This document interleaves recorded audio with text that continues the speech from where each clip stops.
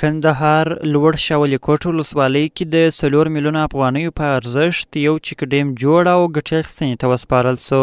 د مسؤلینو په وینا دا چک ډیم د خوړو نړیوال پروګرام په 4 میلیونه افغانیو مالي همکاري د کلیو بیارغونې او پراختیا ریاست له لوري رغول سوی. د خوړو نړیوال پروګرام په مالي مرسته د کندهار کلیو د بیارغونې او پراختیا ریاست په رهبرۍ د کندهار مهاجرینو موسسې او د یو خصوصي ودانیز شرکت په تخنیکي همکارۍ د لوړ شاولي کوټ ولسوالۍ لوخک سیمه کې د 4 میلیونه افغانیو په ارزښت یو چک ډیم جوړ او ګټې اخیستنې ته وسپارل سو.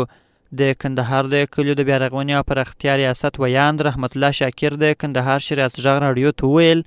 یاد چک ډیم چې 25,000 متره مکعب د اوبو ذخیره کولو وړتیا لري، 18 متره اوږدوالی او 3 متره لوړوالی لري چې په جوړولو چارو کې 10 تنو ته په فني او 100 تنو ته په غیر فني برخو کې د کار زمینه برابره سوې وه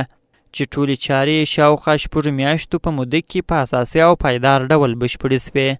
د کندهار ولایت د کلیو د بیارغونې او پراختیا ریاست لخوا لوړ شاولي کوټ ولسوالۍ کې د لوخک په سیمه کې یو چک ډیم د 4 میلیونه افغانیو په ارزښت ګټې اخیستنې ته وسپارل سو. یاد چک ډیم چې 18 متره اوږدوالی لري، 3 متره لوړوالی لري، 15,000 متره مکعب اوبو د ذخیره کولو وړتیا لري، ګټې اخیستنې ته وسپارل سو.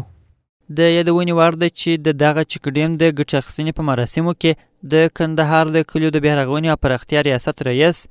الحاج ملا دوست محمد سعید صاحب د یادې ولسوالۍ مسؤلینو او استازو څخه غوښتنه وکړه تر څو د ټولګټو تاسیساتو څخه په سمه توګه ګټه پورته او په ساتنه کې پوره ونډه واخلي.